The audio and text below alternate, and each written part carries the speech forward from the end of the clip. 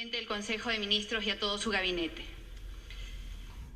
Estamos esta tarde, Presidenta, acá, no porque se nos antoja, tampoco los 130 parlamentarios estamos aquí autoelegidos, sino qué sentido tendrían tantas horas de debate y el cumplimiento de una disposición constitucional si la obligación fuese dar el voto de confianza.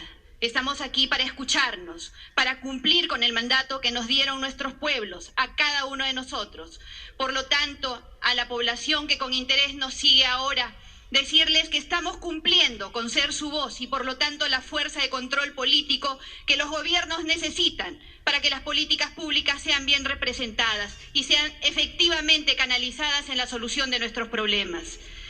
Yo soy representante de la región La Libertad, Presidenta. Una región que aporta el 4.9% del Producto Bruto Interno, el tercero en nuestro país. El tercero, solamente después de Lima y después de Arequipa. Eso nos haría pensar en una región próspera. Región próspera, decimos nosotros. Qué gracioso. Qué gracioso cuando en mi región el 73% de su población es pobre. El 43% de ese 73% es extremadamente pobre. 30% de mortalidad infantil, 66% de desnutrición crónica, 86% de sus viviendas no tienen acceso al agua. ¿Podría ser peor? Sí. Les cuento que sí puede ser peor, porque en mi provincia, la provincia de Sánchez Carrión, que lleva el nombre del tribuno de la República, del creador del Congreso y de la nueva forma democrática en nuestro país, una provincia con mucha historia, tierra clásica de patriotas, ahí está Curgos, ahí está Ungón, ahí está Chugay. Curgos, señora Presidenta, y por su intermedio a los ministros, es el distrito más pobre del Perú. Tiene un índice de pobreza de casi exactamente el 100%. El 90% de sus niños, Presidenta, tiene anemia. Cuando nos hablaba, y yo lo escuché con mucha expectativa al presidente del Consejo de Ministros, con respecto a que hemos crecido, yo le aseguro, Presidenta, que si les preguntan a mis hermanos de Curgos, ellos van a pensar que les estamos tomando el pelo. Huamachuco no tiene acceso al agua y la poca que tiene llega con coliformes fecales. 30 años, señora Presidenta, y por su intermedio el ministro de Vivienda, que venimos luchando por ese proyecto de agua, que hasta ahora no se ve resuelto. Un pueblo educado, Presidenta, sí es un pueblo libre. De lo contrario, vamos a seguir con nuestras enormes brechas de desigualdad. ¿Pero qué hacemos para que este pueblo sea educado y por lo tanto libre? Hay que hacer crecer la educación. Ayer el presidente del Consejo de Ministros dijo que en 5 años el 70% de los colegios secundarios en el país tendrán 5 horas de inglés y 3 horas de arte por semana. Lo aplaudimos, soy maestra, bravo, bien por ello. Sin embargo, se deben transformar para alcanzar esta meta 14.000 colegios secundarios a la jornada completa.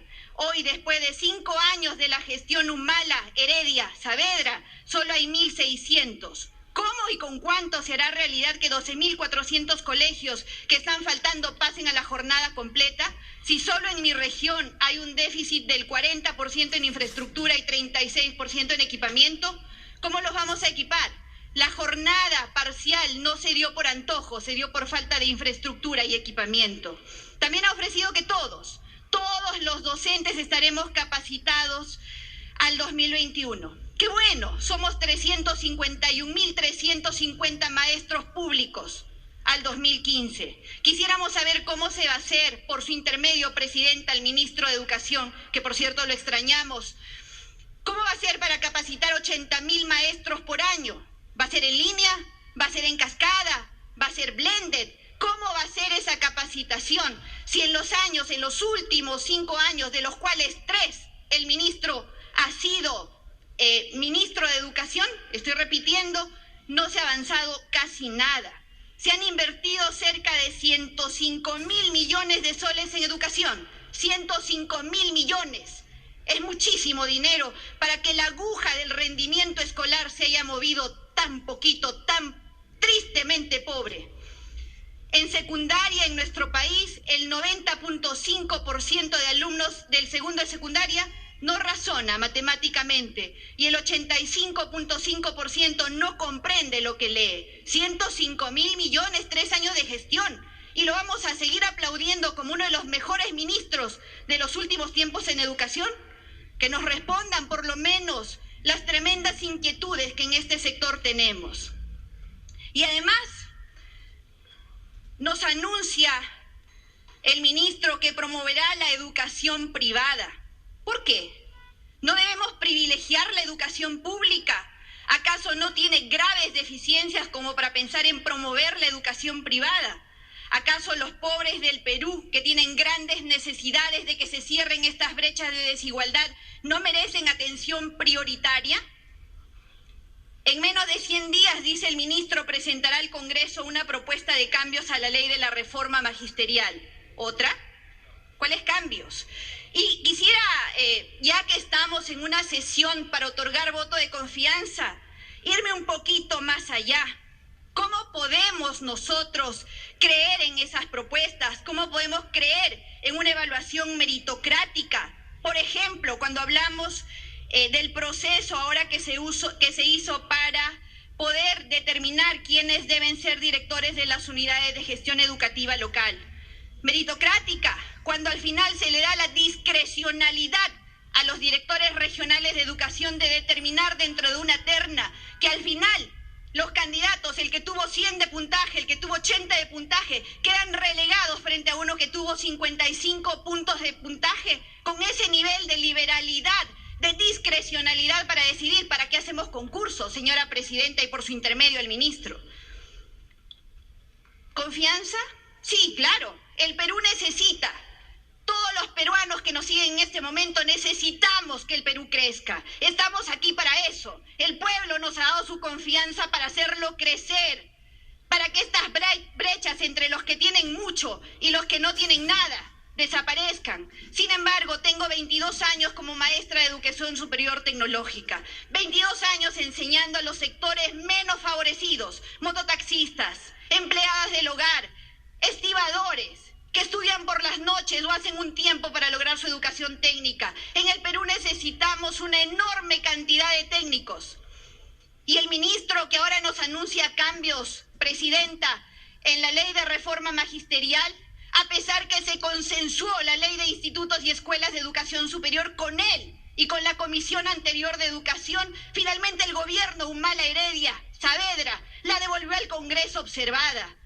¿Cómo va a formar la ley o el proceso de capacitación docente a través de los pedagógicos, cuando un docente de pedagógico gana 1.300 soles, 1.800 soles, ganan menos que sus egresados que ingresan a la carrera pública magisterial? Y esa ley, presidenta, está acá en el Congreso, de vuelta observada por supuestamente tener problemas presupuestales. Más seriedad, presidenta, y por eso es que pedimos que haya la mayor reflexión en este Parlamento al momento de evaluar el voto de confianza. Además que saludamos, presidenta, este plan de capacitación docente, porque la educación superior, especialmente la técnica, era una prioridad para Fuerza Popular y estaba privilegiado en el Plan Perú, y esta es una propuesta que saludamos por ser nuestra. Y podríamos seguir, porque hablamos de educación, hablamos de salud como los ejes de crecimiento de nuestro país. En nuestro país, presidenta, 6 de cada 10 peruanos han tenido en algún momento de su vida depresión o ansiedad. 18% de discapacidades que afectan a una persona están vinculadas a la salud mental. El MINSA atendió a 30.000 personas con psicosis y esquizofrenia. La cuarta parte de los niños y adolescentes menores de 15 años tiene ideas suicidas y el 12% de los niños entre 6 y 10 años tiene deseos de morir. Políticas públicas para atender la salud mental se hacen urgentes, que no sigan siendo invisibles, como esos esquizofrénicos que andan por las calles y que pareciera que para el Estado no existen. La política de medicamentos tiene que ser seria en cuanto a abastecimiento, oportunidad, calidad, eficiencia y eficacia. Escuchamos, y felizmente hoy día no se ha repetido por parte del presidente del Consejo de Ministros, con respecto a que las vacunas deberían exonerarse del registro sanitario. Dicen que habría que apelar a la alta vigilancia sanitaria de los países de los cuales provienen. ¡Qué peligro y además vulneración a la ley de productos farmacéuticos. Tiempo adicional. A la ley se la respeta, se la deroga o se la cambia, pero de ninguna manera se le saca la vuelta, presidenta. Para eso estamos nosotros, para vigilar que en nuestro país las leyes se cumplan. No se ha hablado de la tuberculosis cuando en nuestro país es uno de los países más altos en América Latina en padecer este mal y tristemente ocupamos de los primeros lugares, el primer lugar en desarrollo de cepas multiresistentes, las cuales se originan por el deficiente tratamiento que reciben los primeros brotes de la enfermedad. Ojo con estas cifras. Debemos seguir trabajando, pero para eso se hacen falta políticas públicas integrales. Nuestro país es unitario. Nuestro país tiene que tener políticas unitarias, por lo tanto, de desarrollo. Hablamos de desarrollo sostenible, perfecto.